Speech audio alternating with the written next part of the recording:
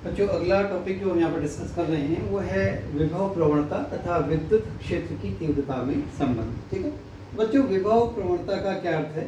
विभव प्रवणता का अर्थ है किसी विद्युत क्षेत्र में दूरी के साथ विभव के मान में जो परिवर्तन होता है, ठीक है ना, तो उसी को हम लोग क्या बोलते हैं बच्चों? उसी परिवर्तन को हम लोग विभव प्रवणता बोलते हैं। यानी दूरी के साथ विभव परिवर्तन की दर जो होती है वो विभव प्रवणता कहलाती है, पोटेंशियल ग्रेडियंट कहलाती है। कैसे, जरा उसको समझते हैं। और विद्युत क्षेत्र के बीच में क्या संबंध है? तो बेसिकली ये संबंध तो उसी तरह का जैसा एक संबंध हमने स्टार्टिंग में निकाला था विभव और विद्युत क्षेत्र के बीच में, तो V is equal to negative line integration of electric field, ऐसा करके एक रिलेशन हमने निकाला था। ये उसी का मैं कहूँ तो उसी का डिफरेंशियल फॉर्म है। उसी को यहाँ पर हम अवकलन रूप में यहाँ पर लिखते हैं, क्योंकि कई बार प्रश्न परीक्षा में इस तरह से पूछा जाता है, तो इसलिए हम इसको यहाँ पर एक अलग डेरिवेशन की तरह से, एक अलग टॉपिक की तरह से यहाँ पर ट्रीट कर रहे हैं। चलिए देखते हैं। मान लीजिए हमारे पास एक समान विद्युत क्षेत्र है,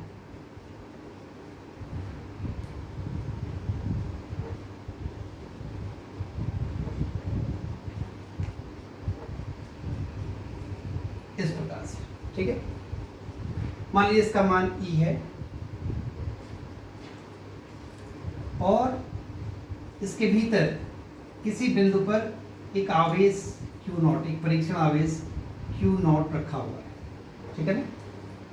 तो बच्चों ये जो यहाँ पर Q0 परीक्षण आवेश रखा है, क्योंकि ये एक विद्युत क्षेत्र में स्थित है और विद्युत क्षेत्र में स्थित होने के कारण, और हम ये मान करके चल रहे हैं कैसा है, ये धनावेशित है। ये कैसा है? धनावेशित है। बी बिंदु पर यहाँ पर रखा हुआ है, तो इसमें विद्युत क्षेत्र की दिशा में इस पर एक विद्युत बल Q0 E काम करेगी, ठीक है। अब बच्चों मान लीजिए हम इसको यहाँ से विद्युत क्षेत्र की विपरीत दिशा में लाना चाहते हैं बिंदु A पर, ठीक है ना। तो बच्चों अगर हम इसको जो इस पर बल, अगर हम इसको यहाँ से यहाँ लाना चाहते हैं, तो ये जो बल इस पर लग रहा है ये तो इसको यहाँ से दूर धकेल रहा है इस बिंदु से। तो नजदीक लाने के लिए हमें बल इस बल की विपरीत दिशा में लगाना पड़ेगा, और इतना ही लगाना पड़ेगा जितना कि ये बल Q0 E है। तो अगर इस बल को हम FE से दिखाएं, जो कि यहाँ पर ये परीक्षण आवेश बिंदु B पर अनुभव कर रहा था, FE is equal to Q0 E, ये बल अनुभव कर रहा था। तो बाहर से जो हम बल लगाएंगे इसको विस्थापित करने के लिए, इसको हम इक्वेशन नंबर 1 यहाँ डाल दें, तो बाहर से जो बल हम लगाएंगे F एक्सटर्नल, वो कितना लगाएंगे? Is equal to minus Q0। Minus यहाँ दिशा को बता रहा है, दिशा का मतलब ये पहली किस प्रकार से दिशा को बता रहा है, पहले वाला बल जिस दिशा में लग रहा था ये बल उसके ठीक विपरीत दिशा में काम करेगा। इसका अर्थ ये हो गया, ठीक है बच्चों। अब हम ये बल लगाकर इसको मान लीजिए बच्चों यहाँ से यहाँ तक ये जो दूरी है, ये दूरी डेल्टा x है।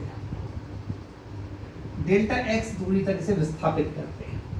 तो डेल्टा x दूरी तक विस्थापित करने में इस बाह्य बल द्वारा कितना कार्य किया जाएगा?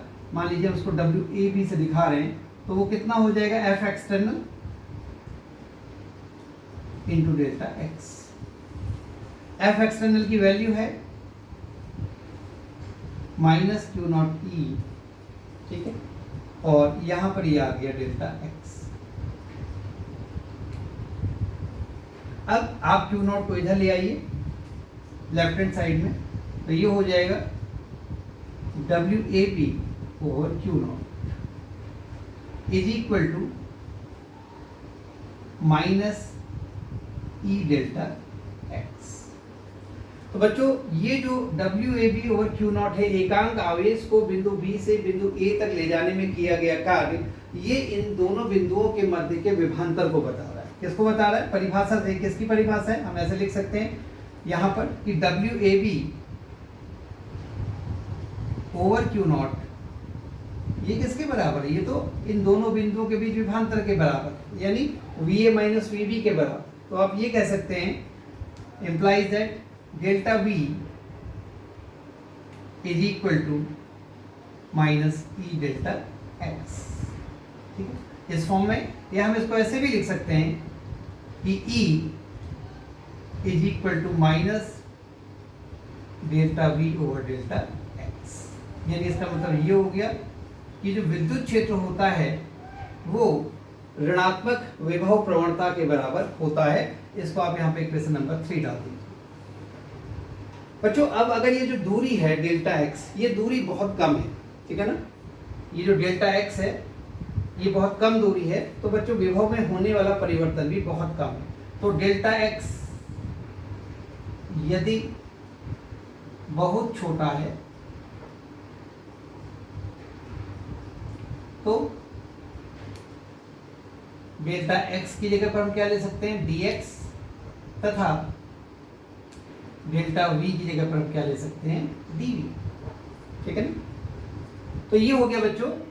अब समीकरण 3 को हम इस प्रकार से लिख सकते हैं, इसलिए t is equal to minus dv over dx, इस तरह से हम इसको लिख सकते हैं। एक इसको लिखने का तरीका ये है, ठीक है। तो ये दरअसल वही सूत्र निकल करके हमारे पास आ गया जिस तरह का सूत्र हम लोगों ने पहले निकाला था, किसके बीच में हमने संबंध निकाला था, विद्युत विभव और विद्युत क्षेत्र के बीच में, कि v is equal to minus sign integration from infinity to r, ठीक है। और उसके अंदर क्या था, vector e dot vector d r, वो था इंटीग्रल फॉर्म में। और यहाँ पर जो सूत्र हमारे पास आ गया, केवल अंतर ये है कि हमने यहाँ पर x की जगह r की जगह पर x लिया हुआ है, तो ये उसी सूत्र का डिफरेंशियल फॉर्म हमारे पास आ गया। तो ये बच्चों जो delta v upon delta x है, दूरी के साथ, यानी जब विद्युत क्षेत्र की दिशा में आगे की ओर बढ़ रहे हैं तो दूरी के साथ विभव का मान कम होता है, ये इसका फिजिकल मीनिंग है, ठीक है। तो अगर आपसे कहा जाता है विभव प्रवणता तथा विद्युत क्षेत्र की तीव्रता में संबंध निकालिए, तो इतना निकालना पर्याप्त है, फाइन। लेकिन इसके आगे मैं आपको ये बताना चाह रहा था कि जो आप पहले रिलेशन ऑलरेडी निकाल चुके हैं ई और वी के बीच में, ये उसी का डिफरेंशियल फॉर्म है, इसलिए मैंने इस रूप में भी इसको यहाँ पर लिखा है, ठीक है ना।